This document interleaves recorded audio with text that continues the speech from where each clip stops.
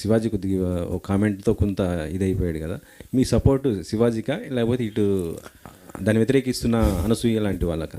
అలా ఏం లేదన్నా, నేను ఒకటైతే చెప్పాలనుకుంటున్నా, ఏదైతే కమెంట్స్ చేశారో శివాజీ గారు, ఆ కమెంట్స్ని ఆయనే ఇది తప్పు ఇలా మాట్లాడటం అని చెప్పి ఆయనే పబ్లిక్ అపాలజీస్ చేశారు. సో నిన్ననో మొన్ననో జరిగినటువంటి ఒక ప్రెస్ మీట్లో ఆయన, ప్రెస్ మీట్ కాదనుకుంటే ఎక్కడో మా కమిషన్ బయట చెప్పడం జరిగింది. కాబట్టి అది మాట్లాడిన వారే అపాలజీస్ చేసినప్పుడు డెఫినెట్లీ మనుషులం. ఆయన ఆ 2 వర్డ్స్ తప్పే కానీ అన్నదానికి కట్టుబడి ఉన్నాను అన్నాడు. అంటే మొత్తం అది కరెక్ట్ ఉన్నదానికి, జస్ట్ నేను వాడిన 2 వర్డ్స్ మాత్రం అది తప్పది, నేను దానికి సారీ చెప్తున్నా కానీ అన్న మిగతా వాటికి మొత్తం కూడా కట్టుబడి ఉన్నాను అనేసి కూడా ఆయన చెప్తున్న పరిస్థితి. లేదన్నా, నాకు కూడా టు గివ్ అన్ ఎగ్జాంపుల్, నిన్న తలపతి విజయ్ గారు మలేషియాలోనో, ఐ డోంట్ నో వేరే దేశం నాకు తెలియదు ఎక్కడో, ఫ్యాన్స్ మలేషియాలోనో అబ్బాయి సూట్ వేసుకున్నారు, వెంట్రుక గోరుముకు కూడా కనబడడు, మీద పడిపోయి తొక్కేస్తున్నారు, చీరేస్తున్నారు. సో నాకు తెలిసి మైండ్ సెట్ అనేది మనకి ఎడ్యుకేషన్ సిస్టమ్ నుంచి చిన్నప్పటి నుంచి మనకి పేట్రియాటిజం ఎలా అయితే దేశభక్తి గురించి చెప్తారో అన్న, ఆడవాళ్ళని ఎలా గౌరవించాలి అనేది కూడా నాకు తెలిసి చిన్నప్పటి నుంచి it should be a part of our curriculum, not just for the boys but also గర్ల్స్కి. ఇంకేదైనా విషయంలో నాకు తెలియదు అది ఏంటనేది, నాకున్నటువంటి దీనికైతే తెలియదు. బట్ ఇలాంటి విషయాలు ఏదో ఒక ప్రెస్ మీట్లోనో ఒక సెలబ్రిటీయో ఆర్ ఇంకొక సెలబ్రిటీయో వీళ్ళు ఒక ఒపీనియన్ చెప్పి వాళ్ళు ఒక ఒపీనియన్ చెప్పి దాని గురించి జరిగి ఒక డిస్కషన్ వారం రోజులు సోషల్ మీడియాలో హైప్ అయ్యి దాని కింద కమెంట్లు కొట్టుకొని సరదాగా టైంపాస్ కంటే కూడా it's a very serious thing that we all got to respect women. ఒక్కొక్కరికి ఒక్కొక్క పర్స్పెక్టివ్ ఉంటుంది. ఇప్పుడు శివాజీ గారు చెప్పిన దాంట్లో తప్పు గురించి మాట్లాడామనుకోండి అన్న, ఫర్ ఎగ్జాంపుల్ ఆయన చెప్పినటువంటి ఏదైతే ఒక విషయం ఉందో దానిని బ్యాక్ చేస్తున్నటువంటి ఎగ్జాంపుల్స్ కూడా చాలా ఉన్నాయి. అనసూయ గారు, ఝాన్సీ గారు వీళ్ళు చెప్పినటువంటి విషయం ఏదైతే ఉందో దాన్ని బ్యాక్ చేస్తున్నటువంటి ఎగ్జాంపుల్స్ కూడా చాలా ఉన్నాయి, డెఫినెట్లీ ఉన్నాయి. ఎక్కువ ఎగ్జాంపుల్స్ డెఫినెట్లీ ప్రాబిలిటీస్ ఇటుపక్క ఎక్కువ ఉండుంటాయి ఉమెన్ చెప్తున్న దాని పట్ల. Definitely I agree and I stand by the women.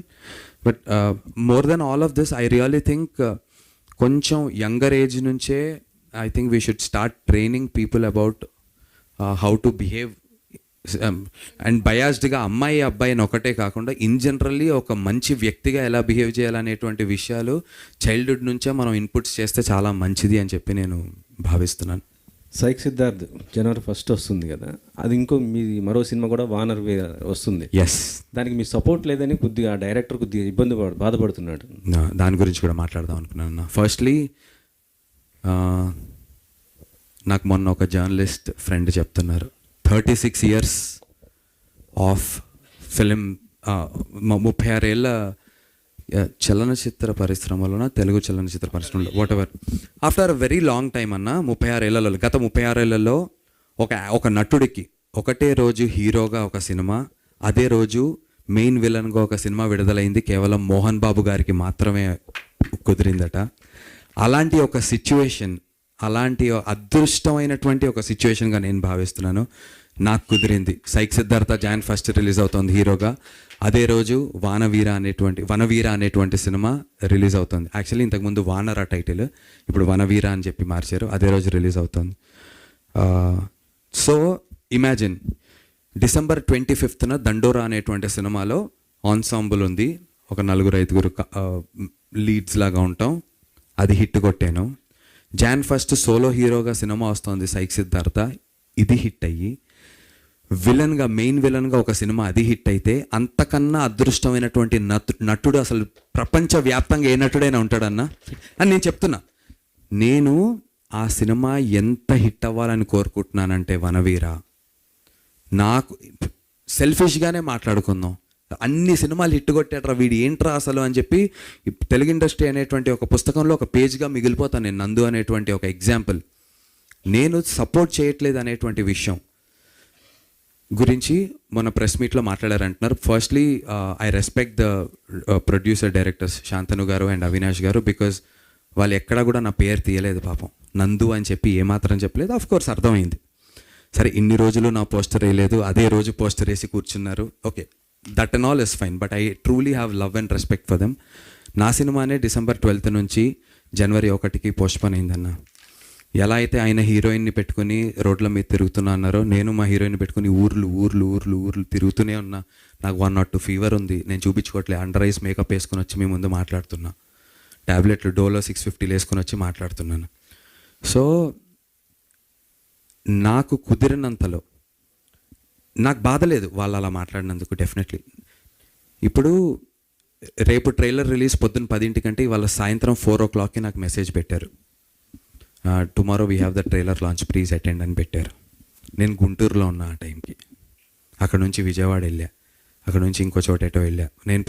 నాకు ఇది ఒక వారం ముందు ఉందనుకోండి, నాకు కొంచెం వాటర్ ఇస్తారా, నాకు ఇది ఒక వారం ముందు ఉందనుకోండి అన్న చెప్పారనుకోండి, నేను డెఫినెట్లీ వాళ్ళకి టైం ఇచ్చారనుకోండి, నేను సురేష్ బాబు గారికి రానా గారికి కూడా చెప్తా, సార్ వాళ్ళకి ఆల్రెడీ కమిట్మెంట్ ఇచ్చాను, వాళ్ళది ఫినిష్ చేసుకొని మనది పెట్టుకున్నామంట.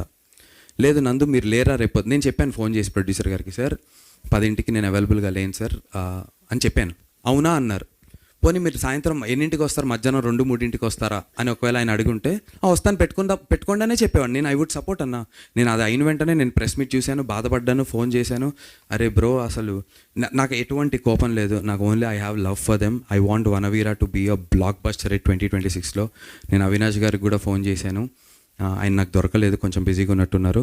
సైక్ సిద్ధార్థ ఎక్స్ వనవీరా ఏదన్నా చేద్దాం, ఒక కాన్సెప్ట్ వీడియో చేసి let's push. Maybe it is too late. I'm not trying to add moral values to it. నేను అవైలబుల్గా లేను అనే విషయాన్ని నేను దాక్కుని లేదు, నేను అదేం చెప్పట్లేదన్నా, కుదరలేదు. మీరు పోనీ నేను చెప్పేది అబద్ధం అయితే ప్రతిరోజు ఇన్స్టాగ్రామ్లో నా స్టోరీస్ చూస్తే ప్రతిరోజు ఏదో ఒక ఊరు, వరంగల్, కర్నూలు, కడప, విజయవాడ, గుంటూరు, రాజమండ్రి ప్రతిరోజు తిరుగుతూనే ఉన్నా. ఓకేనా. అండ్ ఇంకోటి ఆ సినిమా అండ్ ఇంకోటి కమిట్మెంట్ గురించి నేను చెప్తాను యాజ్ అన్ యాక్టర్గా అన్న. లేట్ అవుతుంటే క్షమించండి బ్రదర్, ఏమనుకోకండి, చాలా ఇంపార్టెంట్. ఎందుకంటే నా మీద టక్కన ఒక మాట అనేసరి మీడియాలో అది క్యారీ అయిపోతుందని నాకు కూడా భయం ఉంది. కమిట్మెంట్ గురించి చెప్తున్నా. ఆ పలానా సినిమా ఒకరోజు రాత్రి నాతో షూటింగ్ చేస్తున్నప్పుడు 9 వరకు నాకు షూట్ అని చెప్పారు. 9 దాటి 12 నాకు నెక్స్ట్ డే పొద్దున్న 4 o'clockకి నేను చేస్తున్నటువంటి ఇంకో cinema sunrise call sheet అంటారు. అంటే 3:30కి విత్ మేకప్ ఉంటే 4 o'clock 4:30కి కెమెరా పెట్టుకుని రెడీగా ఉంటే కరెక్ట్గా సన్ రైజ్ వస్తున్నప్పుడు షూట్ చేయాలి. 12 అయింది, 1 అయింది, 2 అయింది. నేను 9 వరకు ఇచ్చాను నా కమిట్మెంట్, రాత్రి 2 అయింది. నేను చెప్పా బ్రో అవ్వేలా లేదు బ్రో, నాకు పొద్దున్నే వెళ్ళిపోవాలి కదా, ఇది ఫినిష్ అవ్వదు, పొద్దున్న 5 వరకు